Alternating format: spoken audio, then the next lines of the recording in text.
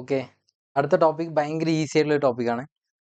എക്സാമിന് ഉറപ്പായിട്ട് 7 മാർക്കിന് ചോദിക്കാൻ ചാൻസ് ഉള്ള ഒരു ടോപ്പിക്കാണ്. ഇൻഷുറൻസ് ക്ലെയിം എന്ന് പറയും. Insurance claim on loss of പ്രോഫിറ്റും ഉണ്ട്, insurance claim on loss of സ്റ്റോക്കും ഉണ്ട്. ഇതിൽ ഏതെങ്കിലും ഒരു ടോപ്പിക്ക് എന്തായാലും എക്സാമിന് 7 മാർക്കിന് ചോദിക്കും. ഷുവറാണ് 7 മാർക്ക്. അപ്പോൾ വെരി ഇമ്പോർട്ടൻറ്റ് ടോപ്പിക്ക്. എന്നെ സംബന്ധിച്ചിടത്തോളം വെരി ഫസ്റ്റ് എ കാറ്റഗറി എന്നൊക്കെ പറയാൻ പറ്റുന്ന ഒരു ടോപ്പിക്കാണ് ഇൻഷുറൻസ് ക്ലെയിം എന്ന് പറയുന്നത്. ഓക്കെ, ഇൻഷുറൻസ് ക്ലെയിം എന്താണെന്ന് നിങ്ങൾക്ക് അറിയാലോ. ഇൻഷുറൻസ് നമ്മളിപ്പോൾ എടുക്കുന്നു. എപ്പോഴാണോ ഇൻഷുറൻസ് വൺസ് പ്രീമിയം കൊടുത്തിട്ട് എടുത്തു കഴിഞ്ഞാൽ ആ വർഷം ആ ഒരു പീരീഡിൻ്റെ ഉള്ളിൽ നമുക്ക് നടക്കുന്ന എല്ലാ നഷ്ടങ്ങളും എന്ന് പറഞ്ഞാൽ ഞാൻ ഇപ്പോൾ ലോസ് ഓഫ് സ്റ്റോക്കിനാണ് ഇൻഷുറൻസ് എടുത്തതെങ്കിൽ ആ സ്റ്റോക്ക് എപ്പോഴെങ്കിലും ഏതെങ്കിലും രീതിയിൽ അബ്നോർമലി നഷ്ടപ്പെട്ടു പോയി കഴിഞ്ഞാൽ, ഇപ്പോൾ ഫോർ എക്സാമ്പിൾ ആക്സിഡൻറ്റിലൂടെയോ അങ്ങനെ എന്തെങ്കിലുമൊക്കെ ആയിട്ട് നഷ്ടപ്പെട്ടു പോയി കഴിഞ്ഞാൽ ആ നഷ്ടത്തിൻ്റെ ഫുള്ളോ അല്ലെങ്കിൽ അതിൻ്റെ ഏതെങ്കിലും ഒരു പോർഷനോ അവർ നമുക്ക് കവർ ചെയ്ത് തരുന്നതാണ്. ഓക്കെ, ക്ലാസ് കാണുന്ന എത്ര പേര് ആക്സിഡൻ്റ് ആയിട്ടുണ്ട്, ഇൻഷുറൻസ് ക്ലെയിം ചെയ്തിട്ടുണ്ട് എന്ന് എനിക്കറിയില്ല. സോ ഞാൻ എൻ്റെ കരിയറിൽ എൻ്റെ ലൈഫിൽ ഉണ്ടായിട്ടുള്ള ഒരു ഇൻഷുറൻസ് ക്ലെയിം ചെയ്തൊരു സിറ്റുവേഷൻ ഞാൻ എക്സാമ്പിളായിട്ട് ഇട്ടുതരാം. റിയൽ ലൈഫ് ഇൻസിഡൻ്റ് ആണ്. എനിക്ക് തോന്നുന്നത് കാറ്റ് ഫൗണ്ടേഷൻ ഒക്കെ പഠിക്കുന്ന സമയത്തുള്ള സംഭവമാണ്. ഓക്കെ, എടാ എൻ്റെ വണ്ടി ആക്ച്വലി ഒരു ബൈക്ക് ആക്ച്വലി വേറെ കാർ വന്ന് തന്നെ ഇടിച്ചു. എൻ്റെ ബൈക്കിന് ഒരുപാട് ഡാമേജ് ഉണ്ടായി. ഓക്കെ, അപ്പോൾ ബൈക്കിന് ഡാമേജ് ഉണ്ടായത് ആക്ച്വൽ ലോസ് എന്ന് പറയുന്നത് ആക്ച്വലി 19,000 സംതിങ് റുപ്പീസ് ആയിരുന്നു. 19,000 സംതിങ്. പക്ഷെ നമ്മളില്ലേ കമ്പ്യൂട്ടേഷൻ എളുപ്പത്തിന് വേണ്ടിയിട്ട് ഇതിന് നമ്മൾ 20,000 രൂപ ആക്ച്വൽ ലോസ് ഉണ്ടായെന്ന് പറയാം. 20,000 രൂപ ആക്ച്വൽ ലോസ് ഉണ്ടായെന്ന് നമുക്ക് തൽക്കാലം പറയാം. ഓക്കെ ഓക്കെ എടാ എനിക്ക് ഇതുമതി നെറ്റ് ക്ലെയിം കിട്ടിയത് സേ 13,000 സംതിങ് ആണ്. കമ്പ്യൂട്ടേഷൻ്റെ എളുപ്പത്തിന് വേണ്ടി ഞാൻ എന്ത് ചെയ്യാം, 14,000 രൂപ എന്ന് പറയാം. ഫോർ എക്സാമ്പിൾ 14,000 രൂപ എന്ന് പറയാം. എടാ ആക്ച്വലി ബൈക്കിൻ്റെ മുകളിലുള്ള ഇൻഷുറൻസ് അതേപോലെ അപ്ലൈ ചെയ്യേണ്ട അല്ല. അതായത് നമ്മുടെ സ്റ്റോക്ക് എന്നൊന്നും പറയുന്നത് ബൈക്ക് ഓരോ പാർട്സിനും ഓരോ പെർസെൻറ്റേജ് വെച്ചിട്ട് അങ്ങനെയാണ് തരിക. പക്ഷേ സ്റ്റോക്കിൻ്റെ പോയിന്റ് ഓഫ് വ്യൂ ടോട്ടൽ സ്റ്റോക്കിൻ്റെ ഇത്ര പെർസെൻറ്റേജ് അങ്ങനെ ആയിരിക്കും അവർ തരിക. ഞാൻ അതിലേക്ക് വരാം. ഞാനിപ്പോൾ ഇത് വെച്ചിട്ട് ഞാൻ നിങ്ങൾക്ക് കൺസെപ്റ്റ് പറഞ്ഞുതരാം. ഓക്കെ എടാ ഞാൻ ഒരു കാര്യം ചോദിക്കട്ടെ. എൻ്റെ actual loss if suppose 10,000 rupees ആയിരുന്നെങ്കിൽ, എൻ്റെ ആക്ച്വൽ ലോസ് 10,000 റുപ്പീസ് ആയിരുന്നെങ്കിൽ എൻ്റെ നെറ്റ് ക്ലെയിം എത്ര രൂപ ആവുമായിരുന്നു? എടാ എൻ്റെ നെറ്റ് ക്ലെയിം 7,000 റുപ്യ. എടാ ഇത് പകുതിയാണെങ്കിൽ ക്ലെയിമും എനിക്ക് അതിൻ്റെ പകുതിയല്ലേ കിട്ടുള്ളൂ അല്ലേ? എടാ ഞാൻ ഒരു കാര്യം ചോദിക്കട്ടെ. എൻ്റെ ലോസിൻ്റെ 75% മാത്രമേ എനിക്ക് ക്ലെയിം കിട്ടിയിട്ടുള്ളൂ. നിങ്ങൾ 70% മാത്രമേ എനിക്ക് ക്ലെയിം കിട്ടിയിട്ടുള്ളൂ. ഒന്ന് ആലോചിച്ചോടാ, ഏതോ ഒരു ഇക്വേഷൻ പ്രകാരം നമുക്കൊരു 70% വർക്കായിട്ടുണ്ട്. 70% വർക്കായിട്ടുണ്ട്. ആ 70% വർക്കായതും ഇതിൻ്റെ ഒരു ഇക്വേഷനാണ് ഞാൻ നിങ്ങളെ പഠിപ്പിച്ചു തരാൻ പോണത്. ആക്ച്വലി ഇത് ആക്ച്വൽ റിയാലിറ്റിയിൽ ഉണ്ടാകുന്ന സംഭവമാണ്. അല്ലാതെ ഇതൊരു ഇക്വേഷൻ ആയിട്ട് പഠിക്കേണ്ടതല്ല, ആക്ച്വൽ റിയാലിറ്റിയിൽ ഉണ്ടാകുന്ന സംഭവം. ശ്രദ്ധിക്കണം, ഞാൻ വണ്ടി വാങ്ങുന്ന എൻ്റെ കോസ്റ്റ് എന്ന് പറയുന്നത് ഫോർ എക്സാമ്പിൾ 1,00,000 രൂപയാണെങ്കിൽ ഇൻഷുറൻസ് കമ്പനി അതിന് കൽപ്പിച്ചിട്ടുള്ള വാല്യൂ സേ 70,000 റുപ്യ ആയിരിക്കും മേ ബി. അവിടെ ഒന്ന് ആലോചിച്ച് നോക്ക്, 1,00,000 രൂപ കോസ്റ്റ് ഉള്ള വണ്ടിക്ക് 70,000 രൂപ ഇൻഷുറൻസ് കമ്പനി ക്ലെയിം കൽപ്പിച്ചിട്ടുണ്ടെങ്കിൽ അതിൻ്റെ അർത്ഥം എന്താ? നമ്മളുടെ വണ്ടിൻ്റെ 70% മാത്രമേ അവർ എന്ത് ചെയ്തിട്ടുള്ളൂ, ഏറ്റെടുത്തിട്ടുള്ളൂ. ഇനി പോളിസി വാല്യൂ എന്താണെന്നാണ് ഞാൻ പറയാൻ പോണത്. PV എന്ന് പറഞ്ഞാൽ പോളിസി വാല്യൂ എന്താണെന്ന് എത്രയുള്ള ഇൻഷുറൻസ് കമ്പനി നമുക്ക്, അതായത് ഇൻഷുറൻസ് എടുത്തുള്ള ആളുകൾക്ക് കൊടുക്കാൻ നേറ്റിയുള്ള മാക്സിമം എമൗണ്ട് ക്ലെയിം. ഓക്കെ, നിങ്ങൾ ഇങ്ങനെ ഒന്ന് ആലോചിച്ച് നോക്ക്. ഇപ്പോൾ വണ്ടി ടോട്ടൽ ലോസ് പറഞ്ഞാൽ വണ്ടി ഇനി ഒന്നിനും കൊള്ളൂല, കംപ്ലീറ്റ്ലി ടോട്ടൽ ലോസ് ആയിപ്പോയി, കംപ്ലീറ്റ്ലി കത്തിപ്പോയി, ഒന്നും കിട്ടിയില്ല. ഒന്നും കിട്ടിയിട്ടില്ലെങ്കിൽ ഇൻഷുറൻസ് കമ്പനി എനിക്ക് മാക്സിമം 70,000 റുപ്പീസ് ആയിരിക്കും തരാം. 70,000 റുപ്പീസ്. ഓക്കെ, അപ്പോൾ നിങ്ങൾ എനിക്ക് പറഞ്ഞു തരാനുള്ളത്, ഈ പോളിസി വാല്യൂ ഓരോ വർഷം കഴിയുമ്പോഴും കുറഞ്ഞുകൊണ്ടിരിക്കും. റീസൺ നിങ്ങൾക്ക് അറിയാലോ. വണ്ടീനെ സംബന്ധിച്ചിടത്തോളം ഓരോ വർഷം കഴിയുമ്പോഴും നാച്ചുറൽ ഡിപ്രിസിയേഷൻ ഉണ്ടാവും. ഓർമ്മ ഉണ്ട് വിചാരിക്കുന്നുണ്ട്. എടാ ഞാനൊരു കാര്യം ചോദിക്കട്ടെ. വണ്ടി എടുത്ത ഫസ്റ്റ് കൊല്ലം തന്നെയാണ് നമുക്ക് ആക്സിഡന്റ് ആവണമെങ്കിലോ ഫുൾ ടോട്ടൽ ലോസ് ആണെങ്കിലോ ഓൾമോസ്റ്റ് എൻ്റെ വണ്ടിന്റെ ടോട്ടൽ എമൗണ്ടിന്റെ അടുത്ത് എനിക്ക് എന്ത് ചെയ്യും, അവർ ഇൻഷുറൻസ് കമ്പനി ക്ലെയിം തരും. അപ്പോൾ ഇത് മനസ്സിലാക്കാൻ, എൻ്റെ വണ്ടി എടുത്തൊരു 4-5 വർഷം കഴിഞ്ഞതിന് ശേഷമാണ് എനിക്ക് ഈ ആക്സിഡന്റ് പറ്റി. അപ്പോൾ അവർ 70,000 രൂപ ആയിരുന്നു. എനിക്ക് തോന്നുന്നു അത് കഴിഞ്ഞൊരു 7-8 വർഷങ്ങൾക്ക് ശേഷം ഞാൻ ആ വണ്ടി വിറ്റു. ആ വണ്ടി വിൽക്കുന്ന സമയത്ത് ലാസ്റ്റ് ഞാൻ എടുത്ത ഇൻഷുറൻസിന്റെ policy value I think 28,000 rupees ആണെന്ന് തോന്നുന്നു, 28,000 രൂപ. നിങ്ങൾ മനസ്സിലാക്കുക, ഓരോ വർഷം കഴിയുമ്പോഴും വാല്യൂ ഡിമിനിഷിങ് ആയിക്കൊണ്ടിരിക്കും. അത് നിങ്ങൾ മൈൻഡിൽ ഉണ്ടായിക്കോട്ടെ. ഓക്കെ, ഞാൻ ഈ നെറ്റ് ക്ലെയിം 14,000 രൂപ എങ്ങനെ കിട്ടിയെന്ന് കാണിച്ചു തരാം. നമ്മുടെ ഈ ടോപ്പിക്കിന്റെ ഞാനിപ്പോൾ ഈ ഒരു കൺസെപ്റ്റ് പറഞ്ഞതിന്റെ റെലവൻസ് തന്നെ ഈ നെറ്റ് ക്ലെയിം 14,000 രൂപ എങ്ങനെ കിട്ടിയെന്ന് കാണിച്ചു തരാനാണ്. Okay, net claim is equal to, എടാ ശ്രദ്ധിക്കടാ, 70,000 രൂപ വാല്യൂ കൽപ്പിച്ചിട്ടുണ്ട് എത്ര രൂപന്റെ വണ്ടിക്ക്? 1 ലക്ഷം രൂപന്റെ വണ്ടിക്ക്. അപ്പൊ ഒന്ന് ഡിവൈഡ് ചെയ്ത് നോക്കടാ. 70,000 ഡിവൈഡ് ബൈ 1 ലക്ഷം. കണ്ടോടാ 0.7 എന്ന് പറഞ്ഞാൽ 70%. ഓക്കെ ആണോ? 70% ഇൻറ്റു ആക്ച്വൽ ലോസ് ആയിട്ട് നിങ്ങൾക്ക് എത്ര രൂപ? ആക്ച്വൽ ലോസ് എനിക്ക് മാറ്റാനൊന്നും കഴിയില്ല. ആക്ച്വൽ ലോസ് എത്രയാണ്? 20,000 രൂപ. നോക്കടാ, അപ്പോൾ 14,000 രൂപ is your net claim. Okay ആണോ? യെസ്. ഇനി ഞാൻ നിങ്ങൾക്ക് ഒന്ന് രണ്ട് ചെറിയ ചെറിയ സിറ്റുവേഷൻസ് കാണിച്ചു തരാം. ഒന്ന്, നമ്മളെ പോളിസി വാല്യൂ 60,000 രൂപയായിരുന്നെങ്കിൽ എനിക്ക് എത്ര ആവുമായിരുന്നു നെറ്റ് ക്ലെയിം കിട്ടേണ്ടിയിരിക്കുന്നതെന്നാണ്. നെറ്റ് ക്ലെയിം കിട്ടാന്നാണ് 60,000 ഡിവൈഡ് ബൈ 1 ലക്ഷം ഇൻറ്റു 20,000. അപ്പോൾ എത്ര? 12,000 രൂപയാണ് ഇവിടുത്തെ നിങ്ങളെ നെറ്റ് ക്ലെയിം എന്ന് പറയുന്നത്. ഓക്കെ. ഇനി അടുത്തത്, ഇഫ് സപ്പോസ് നമ്മുടെ പോളിസി വാല്യൂ 80,000 രൂപയായിരുന്നെങ്കിൽ എത്ര ആവുമെന്ന് കിട്ടേണ്ടിയിരുന്നത്? 80,000 ഡിവൈഡ് ബൈ 1 ലക്ഷം ഇൻറ്റു 20,000. എടാ 16,000 രൂപ എനിക്ക് ക്ലെയിം കിട്ടും. ഇതിലൂടെ ഞാൻ ഒരു ജനറൽ പർപ്പസിന് വേണ്ടി ജനറൽ നോളജിന് വേണ്ടി ഞാൻ കുറച്ച് കാര്യങ്ങൾ പറഞ്ഞുതരാം. ഒന്ന് ശ്രദ്ധിച്ചോ. പോളിസി വാല്യൂ ആണ് നമുക്ക് ക്ലെയിം എത്ര കിട്ടണം എന്നുള്ളത് തീരുമാനിക്കുന്നത്.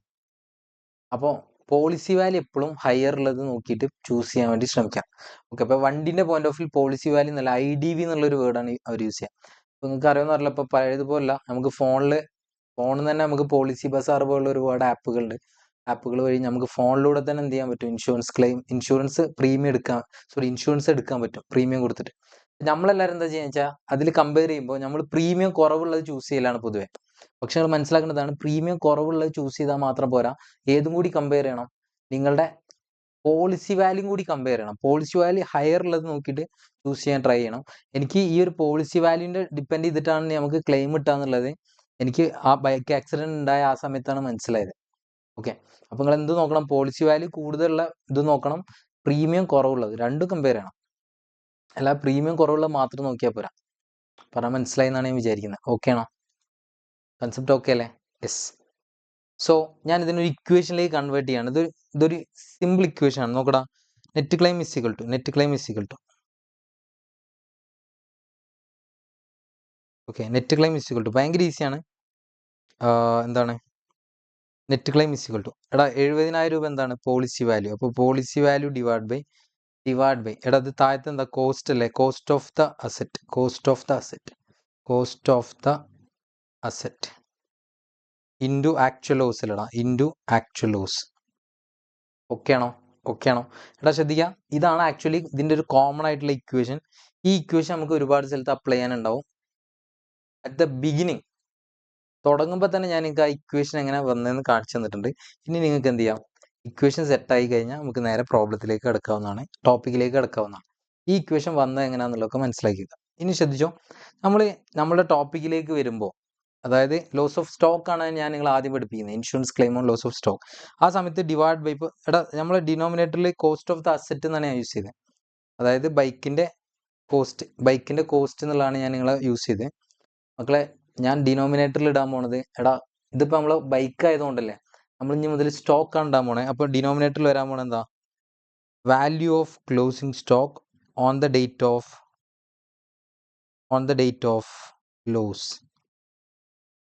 ലോസ് ഉണ്ടാവണം അന്നത്തെ ക്ലോസിംഗ് സ്റ്റോക്കിന്റെ വാല്യൂ, അതായിരിക്കും ഡിനോമിനേറ്ററിൽ ഇടാം.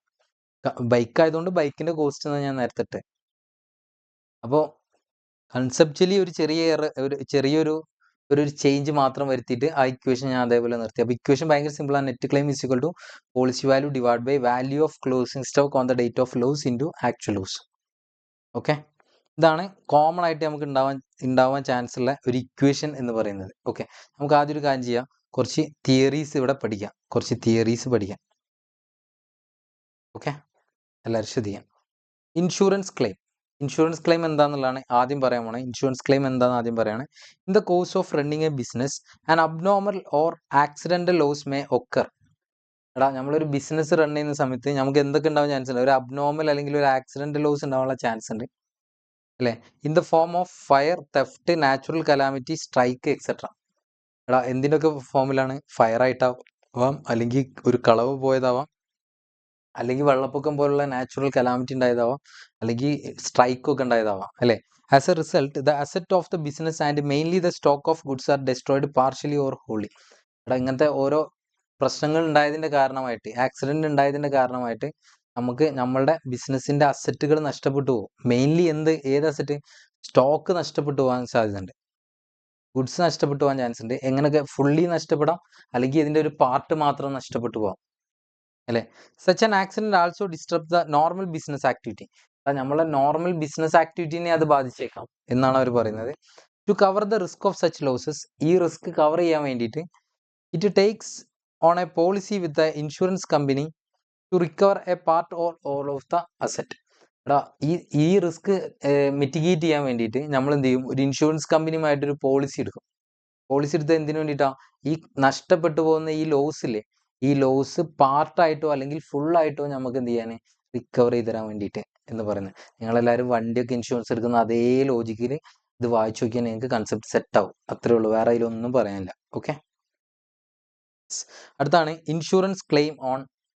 ഇൻഷുറൻസ് ക്ലെയിം മെയിൻ ആയിട്ട് രണ്ടെണ്ണത്തിന്റെ മുകളിലാണ്. എടാ നമുക്ക് ഒരുപാട് സാധനം ഉണ്ട്. എടാ ഒരു ഫയർ വന്നു, ഒരു ഷോപ്പിൽ ഫയർ വന്നു. ഒരു ഷോപ്പിൽ ഫയർ വന്നു കഴിഞ്ഞാൽ എന്ത് സംഭവിക്കാം?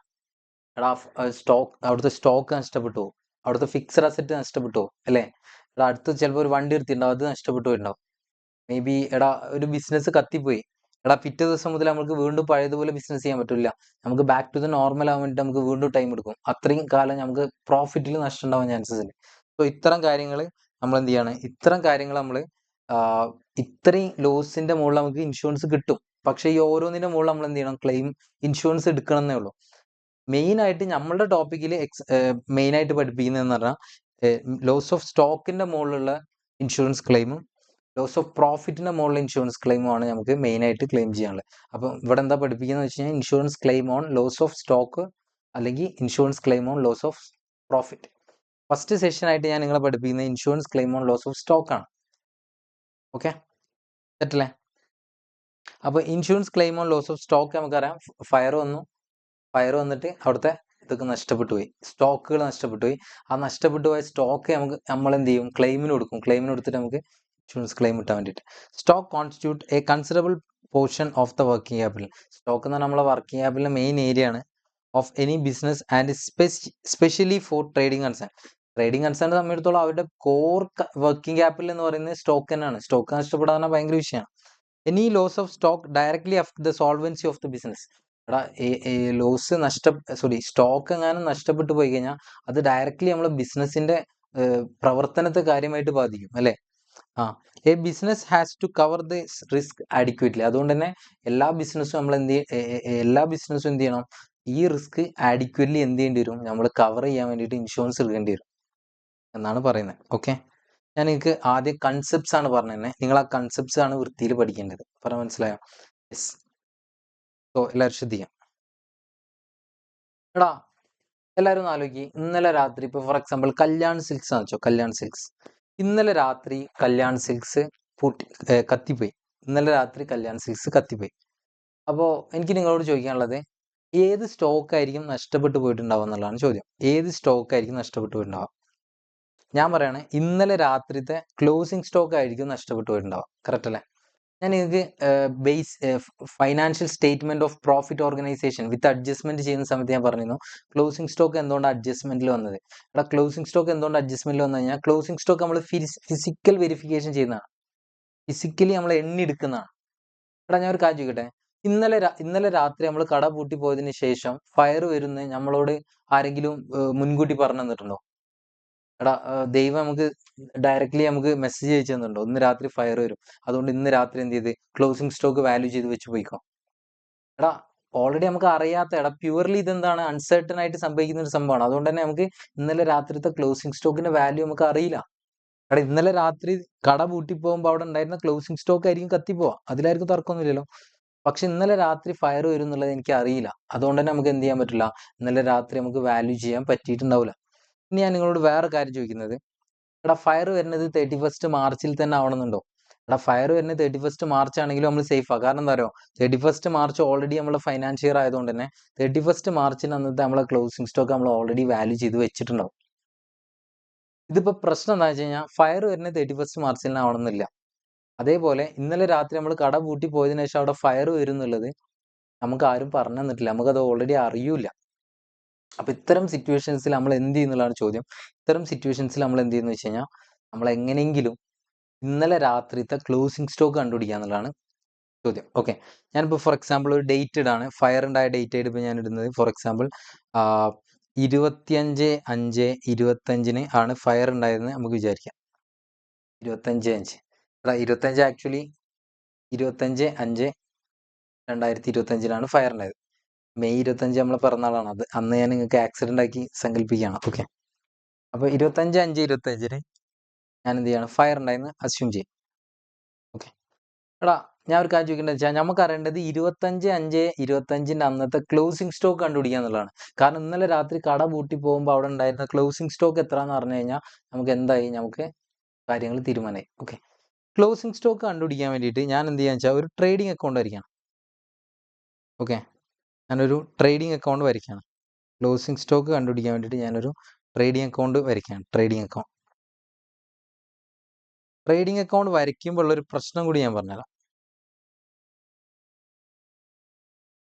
ട്രേഡിംഗ് അക്കൗണ്ട് വരയ്ക്കുന്ന ഏത് വരെടാ, കഴിഞ്ഞ ഫൈനാൻഷ്യൽ ഇയർ അവസാനിച്ചു, ഈ ഫൈനാൻഷ്യൽ ഇയർ തുടങ്ങിയത് മുതൽ. എടാ എഴുതി നോക്കണേ four the period ended, four the period from 1/4/2025 മുതൽ 25/5/2025 വരെ. കാരണം എന്താ, എടാ 1/4/25 വരെയുള്ള ബുക്സ് ഓഫ് അക്കൗണ്ട്സ് നമ്മൾ ഓൾറെഡി കറക്റ്റ് ആയിട്ട് ചെയ്തു വെച്ചിട്ടുണ്ടാവും. കഴിഞ്ഞ ഫൈനാൻഷ്യൽ ഇയർ കംപ്ലീറ്റ് ചെയ്താണ്. അപ്പൊ നമ്മൾ എന്ത് ചെയ്യാൻ പോണെന്ന് വെച്ചാൽ ഈ ഫൈനാൻഷ്യൽ ഇയർ തുടങ്ങിയത് മുതൽ ഫയർ ഉണ്ടായത് വരെയുള്ള ഡേറ്റിലേക്കുള്ള എന്തുണ്ടാക്കണം, നമ്മൾ ട്രേഡിംഗ് അക്കൗണ്ട് ആക്കണം. ട്രേഡിംഗ് അക്കൗണ്ട്, എടാ എനിക്ക് ട്രേഡിംഗ് അക്കൗണ്ട് ഒരു നോർമൽ ഫോർമാറ്റ് പറഞ്ഞല്ലോ. ഓപ്പണിംഗ് സ്റ്റോക്ക് ഉണ്ടാവും, പർച്ചേസ് ഉണ്ടാവും, ഇവിടെ വരുമ്പോൾ സെയിൽസ് ഉണ്ടാവും അല്ലേ, സെയിൽസ് ഉണ്ടാവും, പിന്നെ വേജസ് തുടങ്ങിയുള്ള ഡയറക്റ്റ് എക്സ്പെൻസുകൾ ഉണ്ടാവും അല്ലേ. എടാ പിന്നെ നമ്മൾ എന്താ ചെയ്യുക, പൊതുവേ നമ്മൾ ട്രേഡിംഗ് അക്കൗണ്ട് ബാലൻസ് ചെയ്യുന്ന സമയത്ത് ക്ലോസിംഗ് സ്റ്റോക്ക് ഉണ്ടാവും, then balance figure will be G P. അങ്ങനെ നമ്മൾ ചെയ്യുക പൊതുവെ. എടാ അൺഫോർച്യുനേറ്റ്ലി ഇവിടെ നമുക്ക് എന്ത് തന്നിട്ടില്ല, ക്ലോസിംഗ് സ്റ്റോക്ക് തന്നിട്ടില്ല. നമ്മുടെ അടുത്ത് ഇവിടെ ക്ലോസിംഗ് സ്റ്റോക്ക് തന്നിട്ടില്ല. നമുക്ക് എന്ത് കണ്ടുപിടിക്കാൻ പറ്റില്ല, ജി പി കണ്ടുപിടിക്കാൻ പറ്റില്ല. ഓക്കെ, ഞാൻ ഇതിലേക്ക് കുറച്ച് എമൗണ്ടുകൾ പുട്ടിയാണ്. സെയിൽസ് ഒരു 200 ലക്ഷം രൂപയാണെന്ന് വെച്ചു. Okay, opening stock, purchase, direct expense ഒക്കെ കൂടി കൂട്ടിയിട്ട് 150 ലക്ഷം രൂപ ഉണ്ട് വെച്ചു. 150 ലക്ഷം രൂപ അല്ലേ. എൻ്റെ ചോദ്യമാണ്, നമ്മൾ എങ്ങനെ ക്ലോസിംഗ് സ്റ്റോക്ക് കണ്ടുപിടിക്കടാ. നമ്മളെ ക്ലോസിംഗ് സ്റ്റോക്ക് കണ്ടുപിടിച്ചാൽ നമ്മൾ ആൻസർ ആയി. ക്ലോസിംഗ് സ്റ്റോക്ക് ആയിരിക്കും ഇന്നലെ രാത്രി ഫയർ വന്നിട്ടുണ്ടാവാം. ക്ലോസിംഗ് സ്റ്റോക്ക് എങ്ങനെ കണ്ടുപിടിക്കും? എടാ എന്നോട് ചോദിക്കുക, ക്ലോസിംഗ് സ്റ്റോക്ക് എങ്ങനെ കണ്ടുപിടിക്കും? എങ്ങനെ നമ്മൾ നിങ്ങൾ എന്നെ ഹെൽപ്പ് ചെയ്യുമോ ചോദിക്കും. അഫ്സൽ സാർ ഹെൽപ്പ് ചെയ്യും, എങ്ങനെ കണ്ടുപിടിക്കും? എടാ ഞാൻ ഒരു കാര്യം ചോദിക്കട്ടെ, ഞാൻ നിങ്ങൾക്ക് ജി പി പറഞ്ഞുതരാം. ജി പി ഇത്ര റുപ്യാന്ന് പറഞ്ഞു കഴിഞ്ഞാൽ ബാലൻസിംഗ് ആയിട്ട് നിങ്ങൾക്ക് ക്ലോസിംഗ് സ്റ്റോക്ക് കണ്ടുപിടിച്ചൂടെ? എടാ ശ്രദ്ധിക്കുക, ഞാൻ നിങ്ങൾക്ക് ജി പി പറഞ്ഞുതരാൻ പോകണം. നോക്കടാ, ജി പി 40 ലക്ഷം രൂപയാണെന്ന് ഞാൻ അസ്യൂം അല്ല, ഞാൻ നിങ്ങൾക്ക് പറഞ്ഞുതരാം. മക്കളെ നിങ്ങളുടെ ജി പി 40 ലക്ഷം രൂപയാണ്. അങ്ങനെയാണെങ്കിൽ വാട്ട്സ് യുവർ ക്ലോസിംഗ് സ്റ്റോക്ക്? എടാ ക്ലോസിംഗ് സ്റ്റോക്ക് കണ്ടുപിടിക്കുക, ബാലൻസ് ചെയ്താൽ മതി. 220 ലക്ഷം. അങ്ങനെയാണെങ്കിൽ 20 ലക്ഷം രൂപ is your closing stock. Okay ആണോ? 20 ലക്ഷം രൂപ is your closing stock. Okay ആണോ? ഇനി എനിക്ക് അറിയണ്ടല്ലേ, നമ്മൾ ആക്ച്വൽ ലോസ് എത്ര രൂപ ആയിരിക്കും എന്നുള്ളതാണ് ചോദ്യം. എടാ എല്ലാവരും ശ്രദ്ധിക്കണേ, ക്ലോസിംഗ് സ്റ്റോക്ക് 20 ലക്ഷം രൂപയാണ്. എടാ സാൽവേജ് വാല്യൂ എന്ന് പറഞ്ഞൊരു കോൺസെപ്റ്റ് ഉണ്ടാവും. സാൽവേജ് വാല്യൂ അല്ലെങ്കിൽ റെസിജ്വൽ വാല്യൂ, അതായത് എല്ലാം കഴിഞ്ഞതിന് ശേഷം നമുക്കുള്ള എന്ത് ബാലൻസ് കിട്ടിയുള്ള ഇത് എത്ര എന്നാണ്. ഓക്കെ, എല്ലാം കഴിഞ്ഞതിന് ശേഷം നമുക്ക് ക്ലോസിംഗ് സ്റ്റോക്ക് 20 ലക്ഷം രൂപയാണ് ഇന്നലെ രാത്രി ഉണ്ടായിരുന്നത്. ഇന്ന് രാവിലെ കട തുറന്നു നോക്കിയപ്പോൾ ഫയർ വന്ന് കത്തിപ്പോയി, എല്ലാം കഴിഞ്ഞു. പക്ഷെ ഒരു 4 ലക്ഷം രൂപന്റെ ഗുഡ്സിനൊന്നും സംഭവിച്ചില്ല. എടാ എല്ലാ ഗുഡ്സും കത്തിപ്പോകണം നിർബന്ധമൊന്നുമില്ലല്ലോ. ഇവിടെ ഒരു 4 ലക്ഷം രൂപന്റെ ഗുഡ്സിനൊന്നും സംഭവിച്ചില്ല. അങ്ങനെയാണെങ്കിൽ വാട്ട്സ് യുവർ ആക്ച്വൽ ലോസ്? എടാ actual loss is equal to 16 ലക്ഷം രൂപ. എങ്ങനെയാണ് നമ്മൾ ആക്ച്വൽ ലോസ് കണ്ടുപിടിച്ചത്? ശ്രദ്ധിക്കടാ, actual loss is equal to closing stock minus salvage value. അപ്പൊ ഞാൻ നിങ്ങളെ ഒരു ഇക്വേഷൻ ഇപ്പോൾ ഇവിടെ പഠിപ്പിച്ചു. എന്താണ് actual loss? Is equal to closing stock minus salvage value. Concept okay ആണോ? നിങ്ങൾക്ക് എന്നോട് എന്തെങ്കിലും ഡൗട്ട് ചോദിക്കാനുണ്ടോ? ഈ ഒരു സാധനം ഞാനിപ്പോൾ ഇത്രയൊക്കെ പറഞ്ഞെന്ന് വെച്ചിട്ട് നിങ്ങൾക്ക് എന്നോട് എന്തെങ്കിലും ഡൗട്ട് ചോദിക്കാനുണ്ടോ? ഡൗട്ട് ഉണ്ടെങ്കിൽ ചോദിച്ചോളൂ. എടാ എന്തെങ്കിലും ഡൗട്ട് ചോദിക്കാനുണ്ടോ എന്നോട്? അതോ ഇത് പക്കയാണോ? എടാ നിങ്ങൾക്കൊരു ഡൗട്ട് വരണം. എന്താണ് ഡൗട്ട്?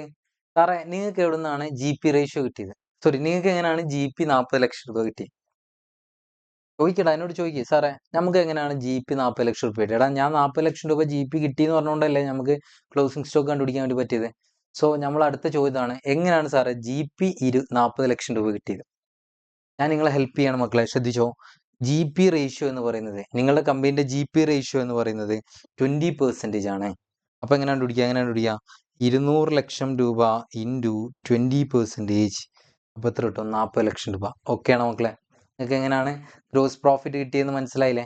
എങ്ങനെയാണ് ഗ്രോസ് പ്രോഫിറ്റ് കിട്ടിയത്? 20% നമ്മൾ GP റേഷ്യോ. അപ്പോൾ സെയിൽസിൻ്റെ മുകളിൽ 20% അടിച്ചപ്പോൾ നമുക്ക് എന്ത് കിട്ടി? GP റേഷ്യോ 40 ലക്ഷം എന്നുള്ള കിട്ടി.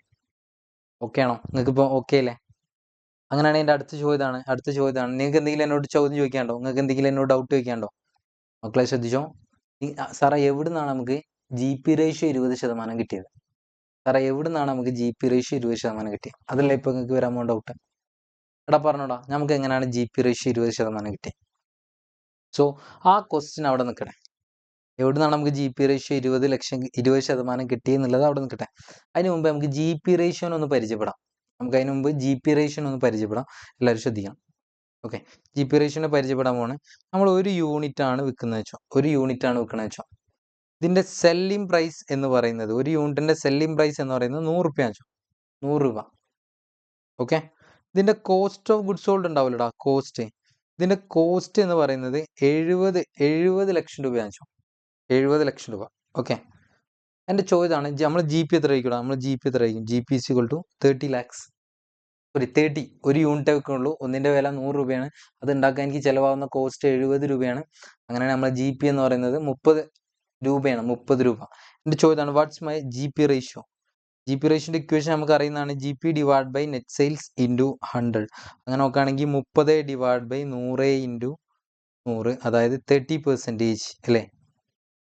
30%. ഓക്കെ ആണോ? എടാ, അടുത്ത കൊല്ലം നമ്മൾ 10 യൂണിറ്റ് ഉണ്ടാക്കണം വെച്ചോ. അടുത്ത വർഷം നമ്മൾ 10 യൂണിറ്റ് ഉണ്ടാക്കുന്നത്. ഓക്കെ, കുറച്ച് ഇമ്പ്രൂവ് ആയി. രണ്ടാമത്തെ വർഷം നമ്മൾ കുറച്ച് ഇമ്പ്രൂവ് ആയി 10 യൂണിറ്റ് വിറ്റെന്ന് വെച്ചോ. അങ്ങനെയാണെങ്കിൽ എൻ്റെ സെയിൽസ് എത്ര ആയിരിക്കും? 10 × 100, അതായത് 1000 രൂപയായിരിക്കും അല്ലേ? 10 × 100 1000 രൂപ. ഓക്കെ ആണോ? ഓക്കെ, അപ്പോൾ 1000 രൂപ സെയിൽസ് കിട്ടിയിട്ടുണ്ടാവും. ഞാൻ അടുത്ത് ചോദിച്ചത്, അങ്ങനെയാണെങ്കിൽ എൻ്റെ കോസ്റ്റ് എത്ര ആയിരിക്കും? എടാ, എൻ്റെ കോസ്റ്റ് 700 രൂപ ആയിരിക്കും. 70 × 10 700 രൂപ. എടാ, അങ്ങനെയാണെങ്കിൽ 300 രൂപ ആയിരിക്കില്ല എൻ്റെ GP എന്ന് പറയുന്നത്. 300 രൂപ ആയിരിക്കില്ല എൻ്റെ GP എന്ന് പറഞ്ഞത്. എൻ്റെ ചോദ്യമാണ്, എൻ്റെ GP റേഷ്യോ എത്ര ആയിരിക്കും? GP ratio 300 divide by 1000 into 100, അതായത് എത്ര ശതമാനടാ? 30%. ഓക്കെ ആണോ? എടാ, അടുത്ത വർഷം നമ്മൾ ഭീകരമായിട്ട് ഇമ്പ്രൂവ് ആയി. മൂന്നാമത്തെ വർഷം 1000 യൂണിറ്റാണ് നമ്മൾ ചെയ്തുകൊണ്ടിരിക്കുന്നത്. 1000 യൂണിറ്റ് പ്രൊഡ്യൂസ് ചെയ്ത് നമ്മൾ സെയിൽ ചെയ്തുകൊണ്ടിരിക്കുക. എടാ, അങ്ങനെയാണെങ്കിൽ എൻ്റെ ടോട്ടൽ സെയിൽ വാല്യൂ എത്ര ആയിരിക്കും? ടോട്ടൽ സെയിൽ വാല്യൂ എടാ 1 ലക്ഷം രൂപ എനിക്ക് സെയിൽസ് കിട്ടും അല്ലേ? 1 ലക്ഷം രൂപ എനിക്ക് സെയിൽസ് കിട്ടും. യെസ്. അങ്ങനെയാണെങ്കിൽ 70,000 രൂപ എനിക്ക് കോസ്റ്റ് ഉണ്ടാവും. അങ്ങനെയാണെങ്കിൽ എൻ്റെ GP എന്ന് പറയുന്നത് 30,000 രൂപ ആയിരിക്കും. ഓക്കെ ആണോ മക്കളെ? 30,000 രൂപ ആയിരിക്കും എൻ്റെ GP എന്ന് പറയുന്നത്. What's my GP ratio? GP ratio എത്ര ആയിരിക്കും? 30,000 divide by 1 lakh into 100, which means 30%. ഞാൻ നിങ്ങൾക്ക് ഇപ്പം എന്താണ് പ്രൂവ് ചെയ്യാൻ ശ്രമിച്ചതെന്ന് മനസ്സിലായോ? ഞാനിപ്പോൾ നിങ്ങളെ മുന്നിൽ എന്താണ് പ്രൂവ് ചെയ്യാൻ ശ്രമിച്ചത്? ഭയങ്കര ഈസിയാണ് സംഭവം. കൺസെപ്റ്റ് ഭയങ്കര ഈസിയാണ്. നിങ്ങൾ എത്ര യൂണിറ്റ് കുറച്ച് വിറ്റാലും, നിങ്ങൾ എത്ര യൂണിറ്റ് കൂടുതൽ വിറ്റാലും, ഇവിടെ ഒന്ന് ആലോചിച്ച് നോക്കുക, ഒരു യൂണിറ്റ് വിൽക്കുന്നതും 1000 യൂണിറ്റ് വിൽക്കുന്നതും തമ്മിൽ 999 ഇരട്ടി ഡിഫറൻസ് ഉണ്ട് അല്ലേ? 1000 ഇരട്ടിൻ്റെ ഡിഫറൻസ് ഉണ്ട്. ഭീകരമായിട്ടുള്ള ഒരു ഡിഫറൻസ് ആണത്. പക്ഷെ ഞാൻ ഒരു കാര്യം ചോദിക്കട്ടെ, എങ്കിൽ പോലും നമ്മളുടെ GP റേഷ്യോയിൽ ചേഞ്ച് വന്നിട്ടില്ല. നമ്മുടെ GP റേഷ്യോ സ്റ്റിൽ സെയിം ആണ്. കൺസെപ്റ്റ് മനസ്സിലായ മക്കളെ? നമ്മുടെ GP റേഷ്യോ ഓൾവേസ് സെയിം ആണ്. എന്താണ്? നമ്മളുടെ എത്ര യൂണിറ്റ് കൂടുതൽ വിറ്റാലും, നമ്മളെ വോളിയം കൂടിയെന്ന് വിചാരിച്ചും കുറഞ്ഞു വിചാരിച്ചിട്ട് നമ്മൾ GP റേഷ്യോനെ അത് അഫക്റ്റ് ചെയ്യാൻ വേണ്ടി പോകുന്നില്ല. ഓക്കെ, പക്ഷെ നമ്മൾ GP റേഷ്യോനെ അഫക്റ്റ് ചെയ്യും. ഇനി പറയുന്ന രണ്ട് കാര്യങ്ങൾ സംഭവിച്ചു കഴിഞ്ഞാൽ നമ്മൾ GP റേഷ്യോയിൽ ചേഞ്ച് വരും. ഏതൊക്കെയാണ് സാർ ആ രണ്ട് കാര്യങ്ങൾ? എടാ, എൻ്റെ സെല്ലിംഗ് പ്രൈസ് ഞാൻ കഴിഞ്ഞ കൊല്ലം വരെ 100 രൂപയ്ക്ക് വിറ്റ സാധനം ഇനി മുതൽ ഞാൻ 110 രൂപയ്ക്ക് വിൽക്കാൻ വേണ്ടി പോകണം. ഓക്കെ, 110 രൂപയ്ക്ക് വിൽക്കുകയാണെങ്കിൽ നമ്മുടെ കോസ്റ്റിൽ മാറ്റമൊന്നുമില്ല. 40 രൂപയായിരിക്കും നമ്മുടെ GP ratio. What's my GP ratio? എടാ, GP റേഷ്യോ 40% ആണോ? അല്ല, കാൽക്കുലേറ്ററിൽ അടിച്ചു നോക്കടാ. 40 divide by 110 into 100, 40 divide by 110 into 100 എത്ര? 36.36%. എൻ്റെ ജി പി റേഷ്യോ മാറിയുണ്ടോ? സെല്ലിംഗ് പ്രൈസ് പെർ യൂണിറ്റ് മാറിയപ്പോൾ നമ്മൾ ജി പി റേഷ്യോ മാറി. അതേപോലെ നമ്മൾ സെല്ലിംഗ് പ്രൈസ് സെയിം ആണ്, പക്ഷെ കോസ്റ്റ് പ്രൈസ് ചെറുതായിട്ട് ചേഞ്ച് വന്നു. കോസ്റ്റ് പ്രൈസിൽ ചേഞ്ച് വന്നു കഴിഞ്ഞാലും 20 രൂപയായിരിക്കും എൻ്റെ ജി പി. എന്തായിരിക്കും G P ratio? 20 divide by 100 into 100 which means 20%. ഞാനിപ്പോൾ നിങ്ങളെ മുന്നിൽ പ്രൂവ് ചെയ്യാൻ ശ്രമിച്ചിട്ടുള്ളടാ, നമ്മൾ എത്ര യൂണിറ്റ് കൂടുതൽ വിറ്റാലും നമ്മൾ എത്ര യൂണിറ്റ് കുറവ് വിറ്റാലും നമ്മളെ ജി പി റേഷ്യോനെ അത് അഫക്റ്റ് ചെയ്യാൻ പോകുന്നില്ല. പക്ഷേ 2 സിറ്റുവേഷൻ വന്നു കഴിഞ്ഞാൽ നമ്മളെ ജി പി റേഷ്യോ ചേഞ്ച് വരും. 2 സിറ്റുവേഷൻ വന്നു കഴിഞ്ഞാൽ നമ്മളെ ജി പി റേഷ്യോ ചേഞ്ച് വരും. ഏതൊക്കെയാണ് സിറ്റുവേഷൻ? സെല്ലിംഗ് പ്രൈസ് പെർ യൂണിറ്റിലോ കോസ്റ്റ് പ്രൈസ് പെർ യൂണിറ്റിലോ ചേഞ്ച് വന്നു കഴിഞ്ഞാൽ നമുക്ക് എന്ത് ചെയ്യും? ജി പി റേഷ്യോ ചേഞ്ച് വരും എന്നാണ് ഞാൻ എനിക്കിപ്പം പ്രൂവ് ചെയ്തത്. ഓക്കെ ആണോ? സോ ജി പി റേഷ്യോനെ പറ്റിയിട്ട് ഒരു ഐഡിയ കിട്ടിയെന്നാണ് ഞാൻ വിചാരിക്കുന്നത്. സോ നമുക്ക് നേരത്തെ ക്വസ്റ്റിൻ്റെ കണ്ടിന്യൂഷനിലേക്ക് വരാം. സാർ നമുക്ക് എവിടെ നിന്നാണ് ജി പി റേഷ്യോ 20% കിട്ടിയത്? ഭയങ്കര ഈസിയാണ് പരിപാടി. നോക്കടാ, കഴിഞ്ഞ ഫൈനാൻഷ്യൽ ഇയർ നമ്മൾ ഓൾറെഡി എന്തുണ്ടാക്കിയിട്ടുണ്ടാവും? ട്രേഡിംഗ് അക്കൗണ്ട് ഉണ്ടാക്കിയിട്ടുണ്ടാവും. Trading account for the year ended 31 March 2025. Already നമ്മൾ ട്രേഡിംഗ് അക്കൗണ്ട് കഴിഞ്ഞ വർഷത്തെ ഉണ്ടാക്കിയിട്ടുണ്ടാവും. കഴിഞ്ഞ വർഷത്തെ സെയിൽസ് എന്ന് പറയുന്നത് 1 ലക്ഷം രൂപയാണെങ്കിൽ, ഫോർ എക്സാമ്പിൾ 1 ലക്ഷം രൂപയാണെങ്കിൽ കഴിഞ്ഞ വർഷത്തെ നമ്മളെ ജി പി എന്ന് പറയുന്നത് 20,000 റുപ്യ ആയിരിക്കും. അപ്പോൾ നിങ്ങൾ ചോദിക്കും, സാർ അത് എവിടെ നിന്ന് കിട്ടിയടാ? കഴിഞ്ഞ വർഷം ഫയർ ഒന്നും വന്നിട്ടില്ല. കഴിഞ്ഞ വർഷം നമ്മൾ നല്ലതുപോലെ ബുക്സ് ഓഫ് അക്കൗണ്ട്സ് ക്ലോസ് ചെയ്ത് വെച്ചിട്ടുണ്ടാവും. സോ നമ്മൾ കഴിഞ്ഞ വർഷത്തെ എന്ത് ചെയ്യാണ്? G P ratio G P കണ്ടുപിടിച്ചു. ഓൾറെഡി ജി പി കണ്ടുപിടിച്ചു. ഇനി ഇവിടെ നമ്മൾ എന്ത് ചെയ്യുക? ജി പി റേഷ്യോ കണ്ടുപിടിക്കുക. 20,000 divide by 1 lakh into 100 which means 20%. ഇപ്പോൾ മനസ്സിലായോ നമുക്ക് എവിടെ നിന്നാണ് 20% ജി പി റേഷ്യോ കിട്ടിയത്? കഴിഞ്ഞ വർഷത്തെ മറ്റേ ട്രേഡിംഗ് അക്കൗണ്ടിൽ നിന്നാണ് നമുക്ക് ജി പി റേഷ്യോ 20% കിട്ടിയത്.